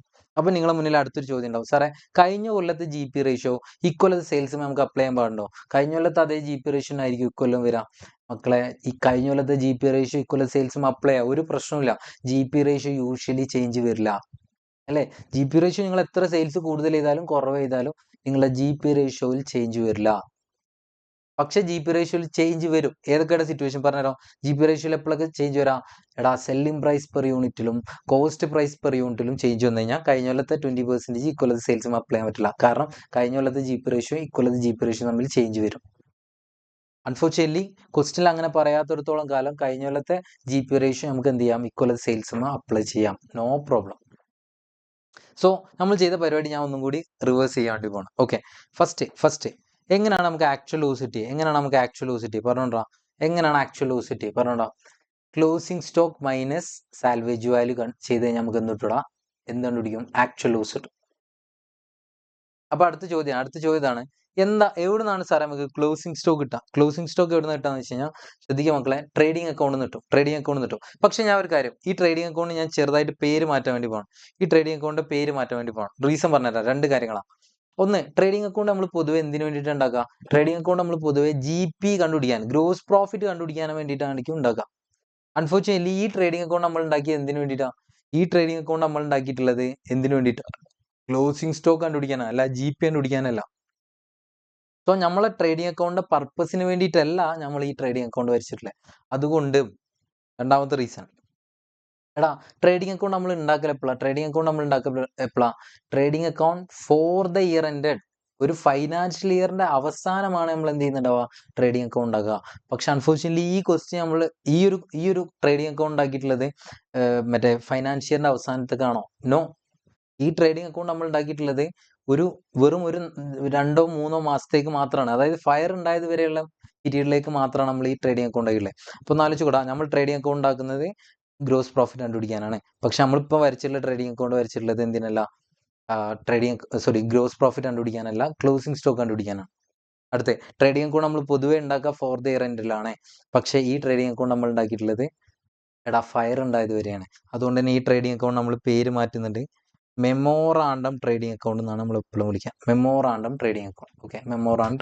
Okay, yes. നമുക്ക് നേരത്തെ പോലെ ഒന്ന് റിവൈസ് ചെയ്യാം. നമുക്ക് എങ്ങനെ ആക്ച്വൽ ലോസിറ്റി പറഞ്ഞോണ്ടാ? Closing stock minus salvage value ചെയ്തപ്പോൾ ആക്ച്വൽ ലോസിറ്റി. അടുത്താണ് ക്ലോസിംഗ് സ്റ്റോക്ക് നമുക്ക് എവിടെ നിന്ന് കിട്ടി? ക്ലോസിംഗ് സ്റ്റോക്ക് നമുക്ക് മെമ്മോറാണ്ടം ട്രേഡിംഗ് അക്കൗണ്ട് എന്നാണ് കിട്ടിയത്. Memorandum trading account. അപ്പോൾ അടുത്ത ചോദ്യമാണ്, മെമ്മോറാണ്ടം ട്രേഡിംഗ് അക്കൗണ്ടിൽ നിന്ന് നമുക്ക് ഒറ്റയടിക്ക് ക്ലോസിംഗ് സ്റ്റോക്ക് കിട്ടിയോ? ഇല്ല. മെമ്മോറാണ്ടം ട്രേഡിംഗ് അക്കൗണ്ടിൽ നമുക്ക് ഗ്രോസ് പ്രോഫിറ്റും കൂടി കിട്ടിയതുകൊണ്ടാണ് എന്ത് കണ്ടുപിടിക്കാൻ പറ്റിയത്? ക്ലോസിംഗ് സ്റ്റോക്ക് കണ്ടുപിടിക്കാൻ പറ്റിയത്. അപ്പോൾ നമ്മളോട് അടുത്ത ചോദ്യമാണ്, സാറേ ഗ്രോസ് പ്രോഫിറ്റ് നമുക്ക് എങ്ങനെ കണ്ടുപിടിക്കാം? ഗ്രോസ് പ്രോഫിറ്റ് കണ്ടുപിടിക്കാൻ ഭയങ്കര ഈസിയാണ്. സെയിൽസിൻ്റെ മുകളിൽ കഴിഞ്ഞ കൊല്ലത്തെ GP റേഷ്യോ കണ്ടുപിടിച്ചാൽ മതി. അപ്പോൾ നമ്മളെ മുന്നിൽ അടുത്തൊരു ക്വസ്റ്റൻ ആണ്, സാറേ നമുക്ക് എങ്ങനെയാണ് കഴിഞ്ഞ കൊല്ലത്തെ GP റേഷ്യോ കിട്ടുക? ഭയങ്കര സിമ്പിളാണ്. കഴിഞ്ഞ കൊല്ലത്തെ ഒരു കംപ്ലീറ്റ് ഫൈനാൻഷ്യലിലെ ട്രേഡിംഗ് അക്കൗണ്ട് ഉണ്ടാവും. ആ ട്രേഡിംഗ് അക്കൗണ്ട് വെച്ചിട്ട് നമുക്ക് എന്ത് ചെയ്യാം? ഗ്രോസ് പ്രോഫിറ്റ് റേഷ്യോ കണ്ടുപിടിക്കാൻ വേണ്ടി പറ്റും. ഓക്കെ, ഇനി എൻ്റെ ചോദ്യമാണ്, കഴിഞ്ഞ കൊല്ലത്തെ ഈ ട്രേഡിംഗ് അക്കൗണ്ട് നമ്മൾ മെമ്മോറാണ്ടം ട്രേഡിംഗ് അക്കൗണ്ട് എന്ന് വിളിക്കേണ്ട ആവശ്യമുണ്ടോ? നോ. കഴിഞ്ഞ കൊല്ലത്തെ ട്രേഡിംഗ് അക്കൗണ്ട് ഒരു കംപ്ലീറ്റ് ഇയറിലേക്ക് ഉണ്ടാക്കിയാണ്. കഴിഞ്ഞ കൊല്ലത്തെ ട്രേഡിംഗ് അക്കൗണ്ട് നമ്മൾ ഉണ്ടാക്കിയത് ഗ്രോസ് പ്രോഫിറ്റ് കണ്ടുപിടിക്കാൻ തന്നെയാണ്. അത് കഴിഞ്ഞ കൊല്ലം കംപ്ലീറ്റ് ഇയർ, അതിനൊന്നും പ്രശ്നമൊന്നുമില്ല. കൺസെപ്റ്റ് ഓക്കെ ആണോ? ഇനി ഞാൻ നിങ്ങളോട് ചോദിക്കുന്നത്, നമ്മൾ ഇതുവരെ ചെയ്ത മുഴുവൻ റിവേഴ്സ് കാൽക്കുലേഷൻ ആണ്. അതായത് ഓരോന്നിന് വേണ്ടിയിട്ട് നമ്മൾ മറ്റേ ഇങ്ങനെ കണ്ടുപിടിക്കുന്നുള്ളതാണ്. ഞാൻ നിങ്ങളെ മുന്നിൽ കാണിച്ചു തരാൻ പോകുന്നത് ഇത് ഫോർവേഡ് ആയിട്ട് നമുക്ക് അതിനെ തിങ്ക് ചെയ്യാവുന്നതാണ്. ഫസ്റ്റ് നമ്മൾ കഴിഞ്ഞ കൊല്ലത്തെ ട്രേഡിംഗ് അക്കൗണ്ട് ആക്കണം. കഴിഞ്ഞ കൊല്ലത്തെ ട്രേഡിംഗ് അക്കൗണ്ട് ആക്കിയിട്ട് നമുക്ക് അതിന് എന്ത് കിട്ടും? ഗ്രോസ് പ്രോഫിറ്റ് കിട്ടും. സ്റ്റെപ്പ് നമ്പർ 2 ആയിട്ട് നമ്മൾ ചെയ്യാൻ പോകുന്നത് കഴിഞ്ഞ കൊല്ലത്തെ GP റേഷ്യോ കണ്ടുപിടിക്കണം. എങ്ങനെ GP റേഷ്യോ കണ്ടുപിടിക്കാം? GP divide by net sales into 100. Okay, എന്നിട്ട് എന്ത് ചെയ്യും? നമ്മൾ സ്റ്റെപ്പ് നമ്പർ 3 ആയിട്ട് മെമ്മോറാണ്ടം ട്രേഡിംഗ് അക്കൗണ്ട് ആക്കും. മെമ്മോറാണ്ടം ട്രേഡിംഗ് അക്കൗണ്ട് ആക്കിയിട്ട് നമ്മൾ എല്ലാ ഐറ്റംസും ചെയ്തു. സ്റ്റെപ്പ് നമ്പർ 4 ആയിട്ട് നമ്മൾ ചെയ്യാൻ വേണ്ടത് സെയിൽസിൻ്റെ മുകളിൽ GP റേഷ്യോ അപ്ലൈ ചെയ്ത് കഴിഞ്ഞാൽ GP കിട്ടും. സ്റ്റെപ്പ് നമ്പർ 5 ആയിട്ട് the balance figure will be closing stock. Okay, step number 6 ആയിട്ട് നമുക്ക് ആക്ച്വൽ ലോസ് കണ്ടുപിടിക്കണം. ആക്ച്വൽ ലോസ് എങ്ങനെ കണ്ടുപിടിക്കാം? Closing stock minus salvage value. എടാ ആക്ച്വൽ ലോസ് കണ്ടുപിടിച്ച് കഴിഞ്ഞാൽ പിന്നെ പണിയില്ല. ആക്ച്വൽ ലോസ് കണ്ടുപിടിച്ച് കഴിഞ്ഞാൽ ഞാൻ നേരത്തെ നിങ്ങളെ പഠിപ്പിച്ച ഇക്വേഷൻ ഉണ്ട്, അതിലേക്ക് ഫിഗർ ഇട്ട് കൊടുത്തു കഴിഞ്ഞാൽ എന്താടാ നമുക്ക് ആക്ച്വൽ ലോസ് കണ്ടുപിടിക്കാൻ വേണ്ടി പറ്റും. ഈസിയാണ് പരിപാടി, കഴിഞ്ഞാൽ അത്രേ ഉള്ളൂ. സോറി, നെറ്റ് ക്ലെയിം കണ്ടുപിടിക്കാൻ വേണ്ടി പറ്റും.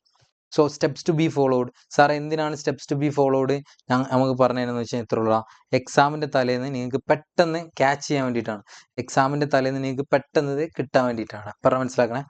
Yes, steps to be followed. Steps to be followed first one നോക്കണം, prepare previous year trading account. Step number 2 find GP ratio. എങ്ങനെ കണ്ടുപിടിക്കുക? GP ratio is equal to gross profit divide by net sales into 100. Okay ആണോ? അടുത്താണ് prepare memorandum trading account for the period from the financial year beginning. ഈ financial year തുടങ്ങിയത് മുതൽ to the date of loss ഉണ്ടായത് വരെയുള്ള ഡേറ്റിലേക്കുള്ള എന്ത് വരയ്ക്കണം? Memorandum trading account വരയ്ക്കണം. എന്നിട്ട് നമ്മൾ എന്ത് ചെയ്യണം?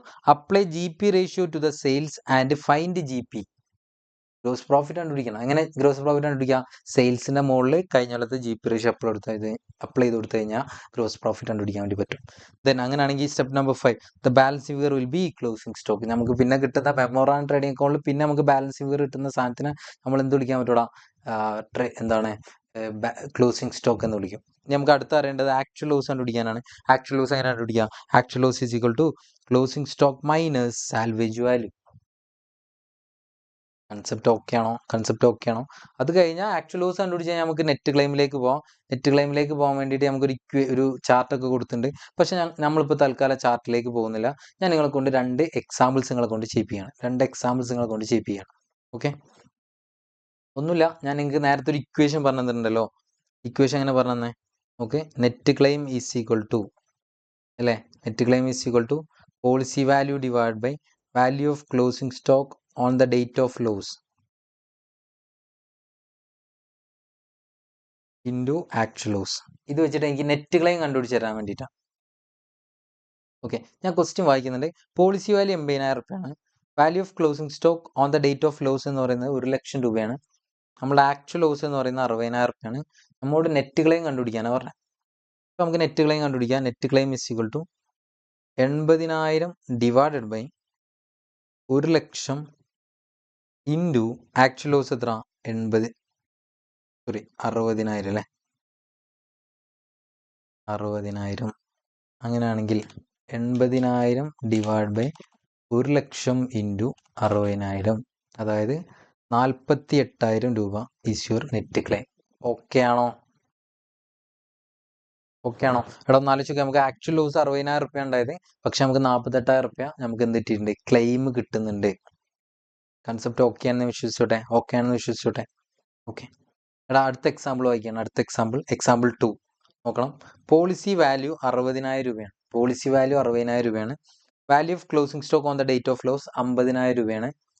ആക്ച്വൽ ലോസ് 30,000 രൂപയാണ്.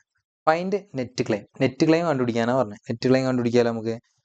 എങ്ങനെയാണ് കണ്ടുപിടിക്കുക? Net claim is equal to policy value 60,000 divide by value of closing stock on the date of loss 50,000 into actual loss 30,000. എത്ര രൂപ വരും? 60,000 ഡിവൈഡ് ബൈ വാല്യൂ 50,000 ഇൻറ്റു 30,000. 36,000 രൂപ നെറ്റ് ക്ലെയിം. ഓക്കെ ആണോ? കൺസെപ്റ്റ് ഓക്കെ അല്ലേ? Simple അല്ലേ സാധനം? Yes. പക്ഷേ ഇവിടെ ഒരു പ്രശ്നമുണ്ട്. എന്താണ് ആ പ്രശ്നം എന്നായിരിക്കും പറഞ്ഞുതരാൻ പറ്റും? എന്താണ് ഈ ക്വസ്റ്റ്യനിലുള്ള പ്രശ്നം എന്നായിരിക്കും പറഞ്ഞുതരാൻ പറ്റും? എന്താണ് ഈ ക്വസ്റ്റ്യനിലുള്ള പ്രശ്നം? മക്കളെ, ഈ ക്വസ്റ്റ്യനിലുള്ള പ്രശ്നം കിടക്കുന്ന നോക്കേ. നമ്മൾ ആക്ച്വൽ ലോസ് എത്ര രൂപയാണ്? നമ്മൾ ആക്ച്വൽ ലോസ് 30,000 രൂപയാണ്. നമ്മൾ ആക്ച്വൽ ലോസ് 30,000 രൂപയാണ്. പക്ഷെ നമുക്ക് നെറ്റ് ക്ലെയിം ആയിട്ട് കിട്ടിയുള്ളത് 36,000 രൂപ. നിങ്ങൾക്കും വെറും 30,000 രൂപ നഷ്ടം ഉണ്ടായിട്ട് നിങ്ങൾക്ക് 36,000 രൂപ ക്ലെയിം തരാൻ ഇൻഷുറൻസ് കമ്പനി എന്താ പൊട്ടന? ഒരിക്കലല്ല മക്കളെ. ഇവിടെ ഞാൻ നിങ്ങളെ അടുത്തൊരു കോൺസെപ്റ്റ് പഠിപ്പിക്കുന്ന മക്കളെ. നിങ്ങൾക്ക് ഒരിക്കലും നെറ്റ് ക്ലെയിം നിങ്ങൾ ആക്ച്വൽ ലോസിനെക്കാളും കൂടുതൽ ഒരിക്കലും കിട്ടില്ല. മാക്സിമം 30,000 രൂപ കിട്ടും. അപ്പൊ ശ്രദ്ധിക്കുക മക്കളെ. ഇവിടെ ഏത് സിറ്റുവേഷൻ എന്ന് പറഞ്ഞാൽ നോക്കടാ. നിങ്ങൾക്കില്ലേ നമ്മുടെ പോളിസി നിങ്ങൾ നേരത്തെ ഇക്വേഷൻ ശ്രദ്ധിച്ചോ? നേരത്തെ ഇക്വേഷനിൽ ഈ ഒരു ഭാഗം 80,000 ഡിവൈഡ് ബൈ 1,00,000 അടിച്ചപ്പോൾ അവിടെ 1ൽ താഴെയാണ് വന്നത്. അപ്പോൾ ആലോചിക്കടാ, പോളിസി വാല്യൂ ചെറുതും വാല്യൂ ഓഫ് ക്ലോസിംഗ് സ്റ്റോക്ക് വലുതുമായിരുന്നു. ആ സമയത്ത് നമുക്ക് എന്ത് ചെയ്യാം? ഇക്വേഷൻ അടിച്ചിട്ട് ആൻസറിലേക്ക് പോകാം. പക്ഷേ ഇവിടുത്തെ ഇക്വേഷൻ കണ്ടിട്ട് നിങ്ങൾ പോളിസി വാല്യൂ വലുതാണ്, വാല്യൂ ഓഫ് ക്ലോസിംഗ് സ്റ്റോക്ക് ചെറുതാണ്. ഇത്തരം സിറ്റുവേഷൻസിൽ നമുക്ക് net claim is equal to maximum എത്ര കിട്ടുള്ളൂ? ആക്ച്വൽ ലോസ് ആയിട്ടുള്ള 30,000 രൂപയെ കിട്ടുള്ളൂ. ഇതാണ് ഞാനിവിടെ ഒരു ചാർട്ടായിട്ട് കൊടുത്തിട്ടുള്ളത്. ചാർട്ട് എന്താണെന്ന് നോക്കി നോക്ക്. നെറ്റ് ക്ലെയിം കണ്ടുപിടിക്കാം. പോളിസി വാല്യൂ വലുതും value of closing stock on the date of loss ചെറുതുമാണെങ്കിൽ അവിടെ നമുക്ക് net claim is equal to actual loss വരെ കിട്ടുള്ളൂ. നേരെ മറിച്ച് പോളിസി വാല്യൂ ചെറുതും value of closing stock on the date of loss വലുതുമാണെങ്കിൽ അവിടെ നിങ്ങൾ ആവറേജ് ക്ലോസ് അപ്ലൈ ചെയ്യണം. ആ ആവറേജ് ക്ലോസിന്റെ ഇക്വേഷൻ ആണ് ഞാൻ നിങ്ങളെ പഠിപ്പിച്ചത്. Policy value divide by value of closing stock on the date of loss into actual loss. Okay ആണോ? ഇവിടെ നിങ്ങൾ ചെറിയ കൺസെപ്റ്റ് പഠിച്ചേക്കണം. ഇതിനെ വിളിക്കുന്ന പേര് ഓവർ ഇൻഷൂർഡ് എന്നാണ്. അതായത് ഇൻഷുറൻസ് എടുക്കുന്ന വാല്യൂ ഇപ്പോൾ ഒരു 50,000 രൂപയാണ്. പക്ഷെ നിങ്ങൾ ഇൻഷുറൻസ് 60,000 രൂപയ്ക്ക് എടുത്തിട്ടുണ്ട് വെച്ചു. നിങ്ങൾ ഇൻഷുറൻസ് എടുക്കുന്നതിനേക്കാളും കൂടുതൽ വാല്യൂവിന് ഇൻഷുറൻസ് എടുത്തിട്ടുണ്ട്. അതിനാണ് നമ്മൾ ഓവർ ഇൻഷൂർഡ് എന്ന് പറയാം. മറ്റേ സിറ്റുവേഷൻ അണ്ടർ ഇൻഷൂർഡ് എന്നാണ് പറയാം. ഓവർ ഇൻഷൂർ ചെയ്ത് കഴിഞ്ഞാൽ ഞങ്ങൾക്ക് നെറ്റ് ക്ലെയിം ഫുൾ, അതായത് നിങ്ങൾ ആക്ച്വൽ ലോസ് എത്രയാണ് അത് മുഴുവനും നെറ്റ് ക്ലെയിം ആയിട്ട് കിട്ടും. അണ്ടർ ഇൻഷൂർഡ് ആണ് എടുത്തിട്ടുള്ളെങ്കിൽ പോളിസി വാല്യൂ 80,000 രൂപ. അതാണ് എക്സാമ്പിൾ 1. എക്സാമ്പിൾ 1ൽ പറഞ്ഞിട്ടുള്ളത് ഇതാണ്. എക്സാമ്പിൾ 2ൽ പറഞ്ഞിട്ടുള്ളതാണ് ഇത്. 80,000. വാല്യൂ ഓഫ് ക്ലോസിംഗ് സ്റ്റോക്ക് എത്ര? 1,00,000 രൂപ. 1,00,000 രൂപേന്റെ ക്ലോസിംഗ് സ്റ്റോക്ക് ഉണ്ടാവുന്ന സമയത്ത് നിങ്ങൾ വെറും 80,000 രൂപയ്ക്ക് ഇൻഷുറൻസ് എടുത്തിട്ടുള്ളൂ. സ്വാഭാവികമായിട്ടും നിങ്ങളെ ലോസിന്റെ 80% മാത്രമേ കവർ ചെയ്തിട്ടുള്ളൂ. ശ്രദ്ധിച്ചിനോ? 60,000 രൂപ ലോസ് ഉണ്ടായപ്പോൾ നിങ്ങൾക്ക് 48,000 രൂപ മാത്രമേ ക്ലെയിം കിട്ടിയിട്ടുള്ളൂ ആ സിറ്റുവേഷനിൽ. ഐ ഹോപ്പ് ഈ ചാർട്ട് സെറ്റായി എന്ന് ഞാൻ വിശ്വസിച്ചോട്ടെ. ശ്രദ്ധിച്ച ഒരു 80%, 90% ക്വസ്റ്റ്യൻസും നിങ്ങൾക്ക് എന്തായാലും ആവറേജ് ക്ലോസ് അപ്ലൈ ചെയ്യേണ്ടി വരും. ഈ ഇക്വേഷൻ അപ്ലൈ ചെയ്യേണ്ടി വരും. ഒരു 90% ക്വസ്റ്റ്യൻസിലും അങ്ങനെ വരാറുണ്ട്. ഓക്കെ ആണോ? കൺസെപ്റ്റ് ഓക്കെ ആണോ? മുന്നോട്ട് പോട്ടെ. ഓക്കെ അല്ലേടാ? ഓക്കെ അല്ലേ? യെസ്. നമ്മൾ ഇനി നേരെ പ്രോബ്ലം ചെയ്യാൻ വേണ്ടി പോകണം. ഈ പ്രോബ്ലം പക്കയാണ്, ഈസിയാണ്, ഭയങ്കര ഈസിയാണ്. ഒരു ബുദ്ധിമുട്ടുണ്ടാവില്ല. ഈ ഒരൊറ്റ പ്രോബ്ലത്തോടു കൂടി തന്നെ ഈ ടോപ്പിക്കിന്റെ ഫുൾ ടോൺ നിങ്ങൾക്ക് മനസ്സിലാവാൻ വേണ്ടി പോകണം. Are you ready guys? തുടങ്ങാം. യെസ്. 2023 ഡിസംബറിൽ 8 മാർക്കിന് എക്സാമിന് വെച്ച ക്വസ്റ്റ്യൻ. എല്ലാവരും ക്വസ്റ്റ്യൻ വായിക്കുക. ഞാനും ക്വസ്റ്റ്യൻ വായിക്കുന്നുണ്ട്. X limited has taken out A fire policy of 1,60,000 രൂപ. മക്കളത് പോളിസി വാല്യൂ ആണ് അല്ലേ? ഇൻഷുറൻസ് എടുത്തിട്ടുണ്ട്. ഈ വാല്യൂവിന്റെ മുകളിൽ എന്ന് പറഞ്ഞു കഴിഞ്ഞാൽ അത് പോളിസി വാല്യൂ ആണ്. Covering it's stock A fire occurred on 31 March 2022. Fire ഉണ്ടായിട്ടുള്ളത് 31 മാർച്ച് 2022-ലാണ്. അപ്പോൾ ഫൈനാൻഷ്യൽ ഇയറിന്റെ അവസാനമല്ലേ എന്നൊരു ചോദ്യം വരും. മക്കൾ അങ്ങനെ പറയാൻ പാടില്ല. കാരണം ഇവിടുത്തെ financial year January to December ആണോ ഏപ്രിൽ ടു മാർച്ച് ആണോ നമുക്കറിയില്ല. അതെങ്ങനെ അറിയാൻ പറ്റും സാർ എന്ന് വെച്ച് കഴിഞ്ഞാൽ ഇത്രയുള്ളൂ. അവർ തന്നിരിക്കുന്ന ഡാറ്റയിൽ എന്ത് തന്നത് ഞാൻ പറഞ്ഞുതരാം. The following particulars are available. Stock as on 31 December 2021 60,000 രൂപ. എടാ അപ്പോൾ നിങ്ങൾ ശ്രദ്ധിച്ചോ, ഇവിടെ സ്റ്റോക്ക് എന്ന് പറഞ്ഞിട്ട് ഒരു ഡേറ്റ് തന്നുണ്ടോ, 31/12/2021. എടാ നമ്മൾ സ്റ്റോക്ക് എപ്പോഴായിരിക്കും വാല്യൂ ചെയ്തിട്ടുണ്ടാവുക? ഒഫീഷ്യലി നമ്മൾ സ്റ്റോക്ക് എപ്പോഴാണ് പൊതുവേ വാല്യൂ ചെയ്യുക? ഒരു ഫൈനാൻഷ്യലിൻ്റെ അവസാനമായിരിക്കും. അപ്പോൾ കഴിഞ്ഞ ഫൈനാൻഷ്യൽ ഇയർ അവസാനിച്ച ഡേറ്റ് ആണ് അതെന്നുള്ളത് 31 ഡിസംബർ 2021. അപ്പോൾ ഈ ഫൈനാൻഷ്യൽ ഇയർ തുടങ്ങിയെന്നായിരിക്കും 1/1/2022. അപ്പോൾ നിങ്ങൾ മനസ്സിലാക്കുക, ഈ വർഷത്തെ ഇത് കഴിഞ്ഞ വർഷത്തെ ക്ലോസിംഗ് സ്റ്റോക്ക് ആണ്, ആസ് വെൽ ആസ് ഇക്കൊല്ലത്തെ ഓപ്പണിംഗ് സ്റ്റോക്കും കൂടിയാണ്. Okay. Purchase to the date of fire. Fire ഉണ്ടായത് വരെയുള്ള പർച്ചേസ് എന്ന് പറയുന്നത് 2,60,60,000 ആണ്. ഫയർ ഉണ്ടായത് വരെയുള്ള സെയിൽസ് എന്ന് പറയുന്നത് 1,80,000 രൂപയാണ്. ഫയർ ഉണ്ടായത് വരെയുള്ള ഈ പീരീഡിലേക്കുള്ള ക്യാരേജ് ഇൻ വേർഡ് എന്ന് പറയുന്നത് 1,600 രൂപയാണ്. Commission on purchase to be paid at 2%. Commission on purchase direct expense ആണ്, 2% ആണ്. Gross profit ratio at 50% on cost. Gross profit ratio 50% ചെയ്യാന്ന് പറഞ്ഞത്. ചുരുക്കി പറഞ്ഞാൽ നമുക്ക് ഗ്രോസ് പ്രോഫിറ്റ് റേഷ്യോ അവർ ഓൾറെഡി തന്നിട്ടുണ്ട്. അപ്പോൾ കഴിഞ്ഞ കൊല്ലത്തെ ട്രേഡിംഗ് അക്കൗണ്ട് നമ്മൾ വരയ്ക്കേണ്ട ആവശ്യമില്ല. എന്തിനാ നമ്മൾ കഴിഞ്ഞ കൊല്ലത്തെ ട്രേഡിംഗ് അക്കൗണ്ട് വരയ്ക്കുന്നത്? GP റേഷ്യോ കണ്ടുപിടിക്കാൻ വേണ്ടി മാത്രം അല്ലെ? അൺഫോർച്യുനേറ്റ്ലി ഈ ക്വസ്റ്റിനിൽ അവർ GP റേഷ്യോ തന്നിട്ടുണ്ട്. ഓക്കെ, ചെയ്ത് നോക്കിയാലോ. ഭയങ്കര ഈസിയാണ് സാധനം. ഞാൻ അത് ചെയ്ത് നോക്കുന്നുണ്ട്, എല്ലാവരും ശ്രദ്ധിക്കാം. നമ്മൾ ഹെഡിങ് ചെയ്താൽ പോകണം എന്താ? മെമ്മോറാണ്ടം ട്രേഡിംഗ് അക്കൗണ്ട് അല്ലേ? Memorandum trading account for the period from 1/1/2022 to 31/3/2022. Okay ആണോ? ഇത് നമ്മൾ തുടങ്ങാൻ വേണ്ടി പോവാണ്. ഓപ്പണിംഗ് സ്റ്റോക്ക് എത്ര? 60,000. അടുത്തെന്താ?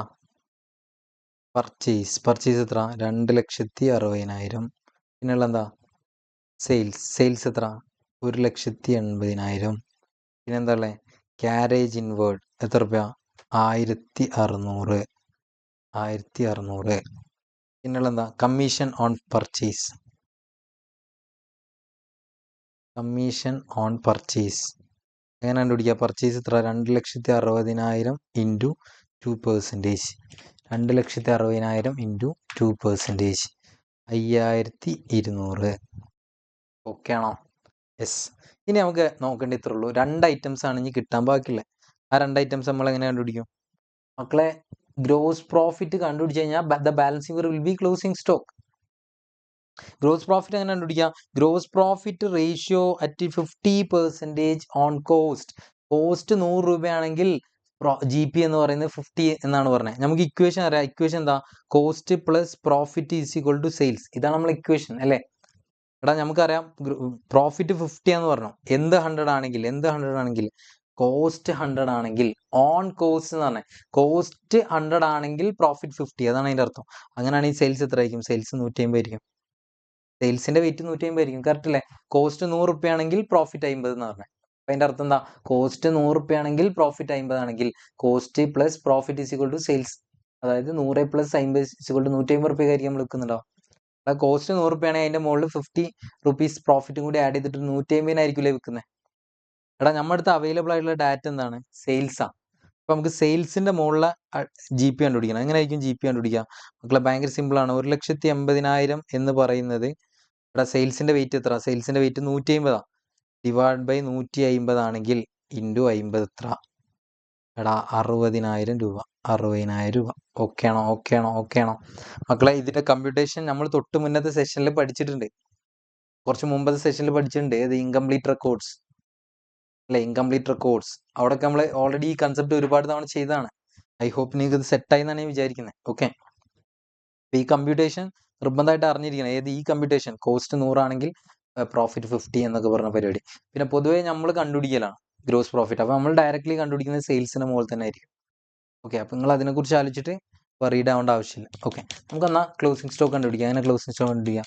60,000 പ്ലസ് 2,60,60,000 പ്ലസ് 1,600 പ്ലസ് 5,200 പ്ലസ് 60,000 എത്ര? 3,86,800. ക്വസ്റ്റ്യൻ നമ്മൾ ഫുള്ള് വായിച്ചതിൽ പറയും പോലെ then 1,80,000 കുറച്ച് കഴിഞ്ഞാൽ 2,06,800 ഈസ് യുവർ ക്ലോസിംഗ് സ്റ്റോക്ക് അല്ലേ? ക്വസ്റ്റ്യൻ കണ്ടിന്യൂ ചെയ്ത് വായിക്കട്ടെ. you are asked to ascertain the total loss of ബിസിനസിന്റെ ആക്ച്വൽ ലോസ് കണ്ടുപിടിക്കാനാണ് പറഞ്ഞത്. Amount of claim to be, ഇവിടെ നെറ്റ് ക്ലെയിം കണ്ടുപിടിച്ച് കൊടുക്കാനാണ് പറഞ്ഞത്. ഇൻഷുറൻസ് കമ്പനിയുടെ അടുത്ത് എത്ര ക്ലെയിം കിട്ടുന്നത്, ആവറേജ് ക്ലോസ് അപ്ലൈ ചെയ്യാൻ അവർ പറഞ്ഞിട്ടുണ്ട്. സ്റ്റോക്കിന്റെ സാൽവേജ് വാല്യൂ 41,360. അപ്പോൾ നമുക്ക് ആദ്യത്തെ ക്വസ്റ്റിൻ ആൻസറിലേക്ക് പോവാം അല്ലേ. Actual loss is equal to, actual loss എങ്ങനെ കണ്ടുപിടിക്കുക, closing stock minus salvage value. ഇവിടെ നിങ്ങൾ ഫുള്ളായിട്ട് എഴുതണം, ഞാൻ എഴുതുന്ന പോലെ ഷോർട്ട് നിങ്ങളുടെ എഴുതി, നിങ്ങൾ ഫുള്ളായിട്ട് എഴുതണം.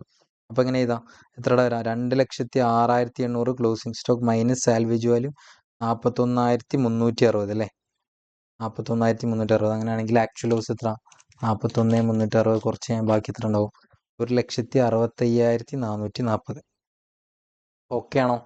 ഇനി നമുക്ക് എന്ത് ചെയ്യണം, നെറ്റ് ക്ലെയിം കണ്ടുപിടിക്കണം. എടാ നെറ്റ് ക്ലെയിം കണ്ടുപിടിക്കാൻ വേണ്ടിയിട്ട് നമ്മൾ രണ്ട് കാര്യങ്ങളൊക്കെ കമ്പയർ ചെയ്യേണ്ടത്. ഒന്ന് ക്ലോസിംഗ് സ്റ്റോക്ക് എത്ര, 2,06,800 അല്ലേ. എടാ അപ്പോൾ നോക്കി, ക്ലോസിംഗ് സ്റ്റോക്ക് 2,06,800 ആണ്. പോളിസി വാല്യൂ എത്ര, 1,60,60,000 ആണ്. നോക്ക്, പോളിസി വാല്യൂ ചെറുതാണ്, മറ്റെന്താണ് ക്ലോസിംഗ് സ്റ്റോക്ക് വലുതാണ്. അപ്പോൾ നമ്മളവിടെ ആവറേജ് ക്ലോസ് ആണ് അപ്ലൈ ചെയ്യേണ്ടത്. ഇവിടെ ക്വസ്റ്റ്യൻ തന്നെ ആവറേജ് ക്ലോസ് അപ്ലൈ ചെയ്യാൻ പറഞ്ഞിട്ടുണ്ട്. അപ്പോൾ പിന്നെ നിങ്ങളത് ചെക്ക് ചെയ്യേണ്ട ആവശ്യമൊന്നുമില്ല. പിന്നെ ഞാൻ പറഞ്ഞില്ല, ഒരു 99% അല്ലെങ്കിൽ 90% ആവറേജ് ക്ലോസ് അപ്ലൈ ചെയ്യേണ്ടി വരും. അപ്പോൾ നമുക്ക് ഇക്വേഷനിലേക്ക് പോവാം. Net claim is equal to policy value divide by value of closing stock on the date of loss into actual loss. അങ്ങനെ വരുമ്പോൾ policy value 1,60,000 divide by closing stock 2,06,800 into actual loss 1,65,440. 1,60,000 divided by 2,06,800 into 1,65,440. എടാ 1,28,000 രൂപ. Okay ആണോ? 1,28,000 രൂപ is your net claim. എടാ easy അല്ലടാ സാധനം, ഭയങ്കര ഈസി അല്ലേ? ബുദ്ധിമുട്ടുണ്ടോ?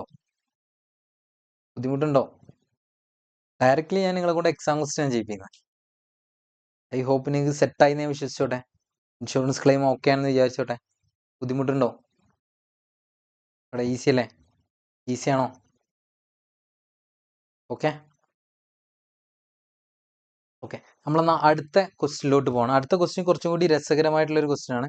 അതായത് നമ്മളിപ്പോൾ ചെയ്തതിൽ ചെറിയ ചെറിയ അഡ്ജസ്റ്റ്മെന്റ്സ്, അതായത് നമ്മൾ ട്രേഡിംഗ് അക്കൗണ്ടിൽ വരുന്ന യൂഷ്വലി വരാൻ ചാൻസ് ഉള്ള കുറേ അഡ്ജസ്റ്റ്മെന്റ്സ്, നിങ്ങൾക്ക് അറിയുന്ന കുറേ അഡ്ജസ്റ്റ്മെന്റ്സ് ഒക്കെ തന്നെയാണ്. ഓൺ 13th March 2025, ഇവിടെ 2025 ജൂണിൽ 7 മാർക്കിന് എക്സാം ചോദിച്ച ക്വസ്റ്റ്യൻ ആണ് ഇപ്പോൾ ചെയ്യാൻ പോണേ. Fire occurred in the premise of Rajesh and company. The concern had taken an insurance policy of 1,20,000 രൂപ. എടാ പോളിസി വാല്യൂ കിട്ടി, പോളിസി വാല്യൂ. ഫയർ ഉണ്ടായ ഡേറ്റ് നമുക്കറിയാം. എടാ അപ്പോൾ ഫൈനാൻഷ്യർ എന്താണെന്നുള്ളത് നോക്കണം നമുക്ക്.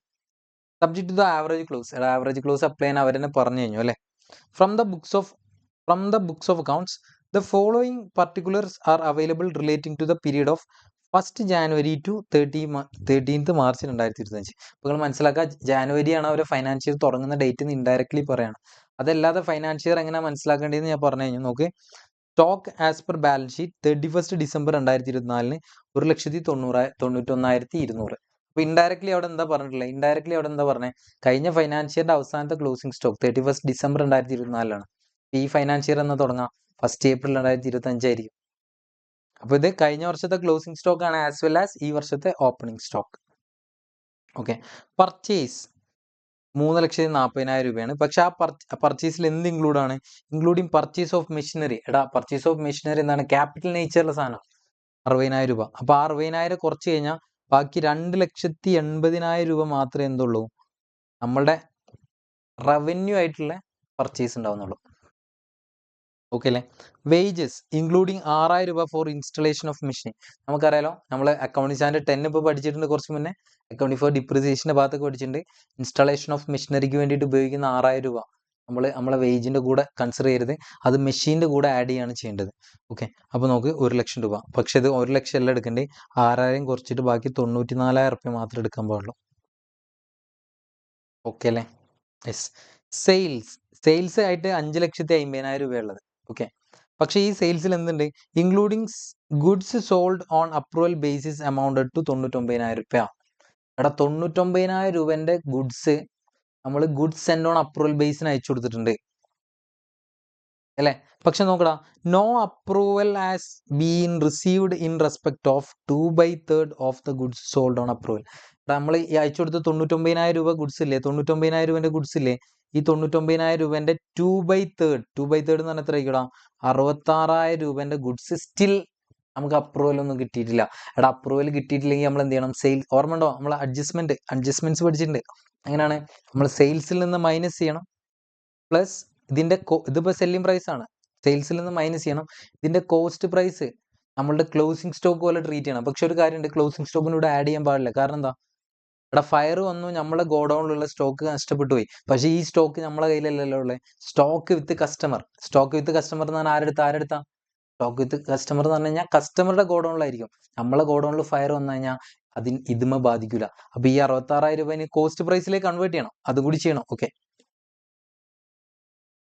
ഓക്കെ, നമുക്ക് അതിന്റെ കോസ്റ്റ് പ്രൈസ് ഒക്കെ കാണണം, അതൊക്കെ നമ്മൾ വർക്കിംഗ് നോട്ട് ഇട്ടിട്ട് ചെയ്യും, പേടിക്കണ്ട.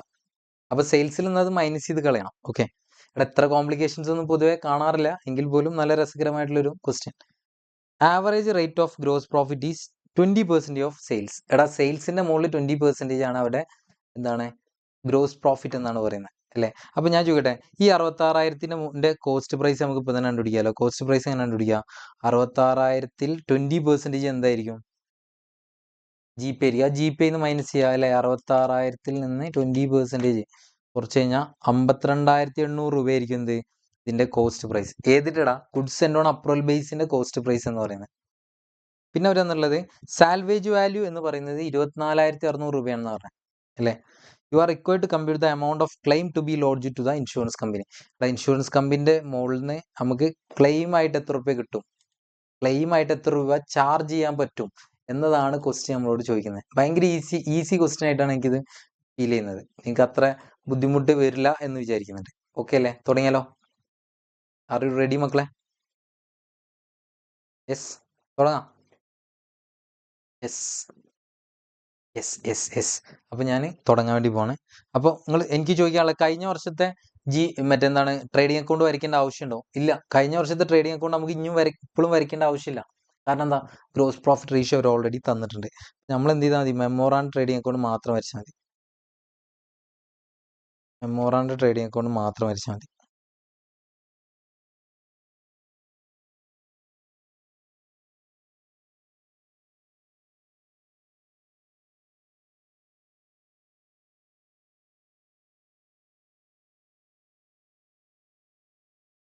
ഫോർ ദ പീരീഡ് ഫ്രം അല്ലേ എന്നടാ 1/1/2025 മുതൽ ഫയർ ഉണ്ടായത് വരെ 30/3/2025 വരെ. ഓക്കെ അല്ലേ, തുടങ്ങാം. ഓപ്പണിംഗ് സ്റ്റോക്ക് എത്രടാ, ക്വസ്റ്റ്യനിൽ അവർ ഓൾറെഡി തന്നിട്ടുണ്ട്. കഴിഞ്ഞ കൊല്ലത്തെ ക്ലോസിംഗ് സ്റ്റോക്ക് 1,91,200. ഓക്കെ അല്ലേ, 1,91,200. അടുത്ത പർച്ചേസ് എഴുതുമ്പോൾ നമ്മൾ ഇന്നർ കോളത്തിലാണ് ഇതിനെ 3,40,000 രൂപ. കാരണം എന്താ, ഇത് നമുക്ക് എന്ത് മൈനസ് ചെയ്യാറുണ്ട്, പർച്ചേസ് ഓഫ് മെഷീൻ. എത്ര രൂപ പർച്ചേസ് ഓഫ് മെഷീൻ, 60,000 രൂപ മൈനസ് ചെയ്ത് കഴിഞ്ഞാൽ 2,80,000 രൂപയാണ് ആക്ച്വൽ പർച്ചേസ് എന്ന് പറയുന്നത്. കറക്റ്റ് അല്ലേ? യെസ്. അടുത്ത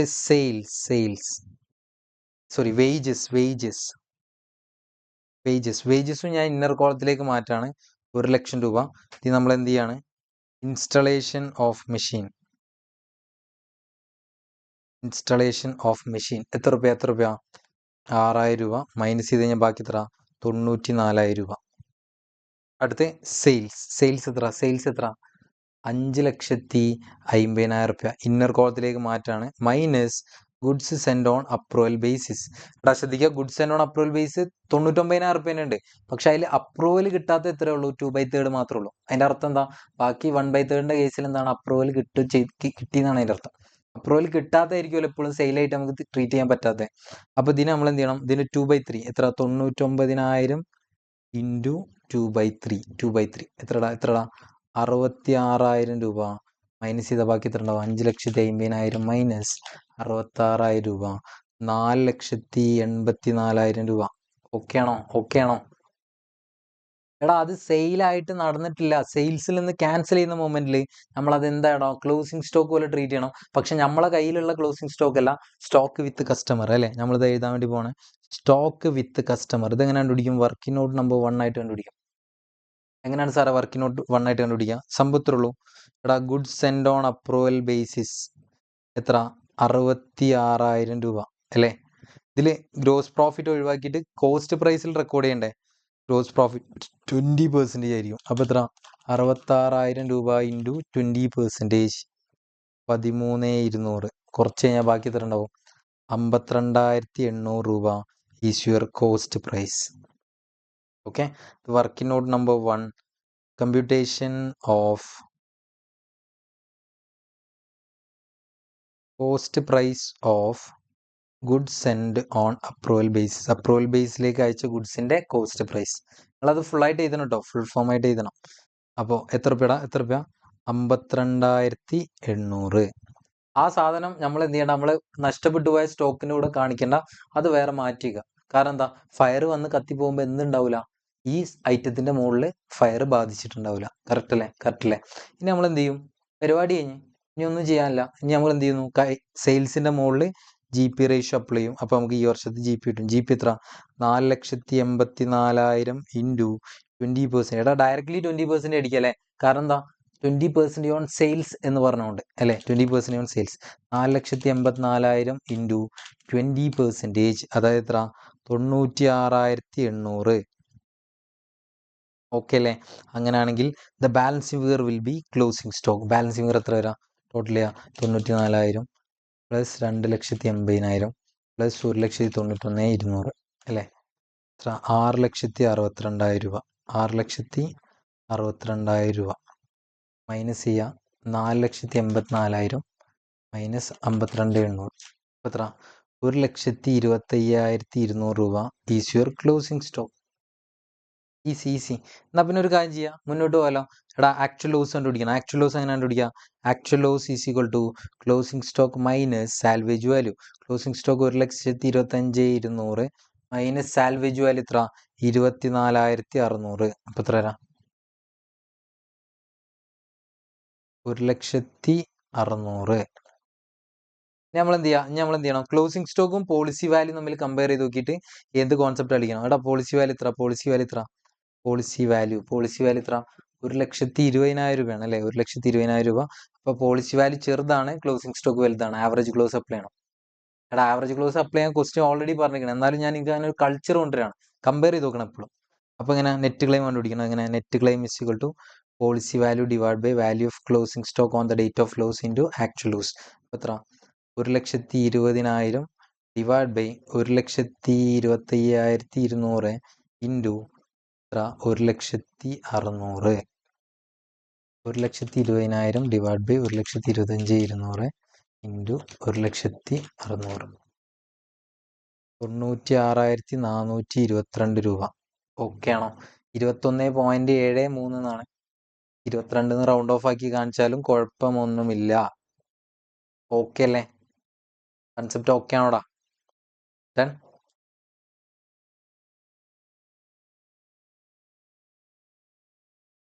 ഓക്കെ, അപ്പോൾ നിങ്ങൾ മനസ്സിലാക്കണ്ടേ, ഇപ്പം നമ്മൾ ചെയ്തത് ഫുള്ള് എന്താ പറയുക, വളരെ കുറച്ച് കാര്യങ്ങളാണ്. കാരണം നമ്മളെ ഫുൾ പൊട്ടൻഷ്യൽ ഇപ്പോഴും നമ്മൾ ഉപയോഗിച്ചിട്ടില്ല.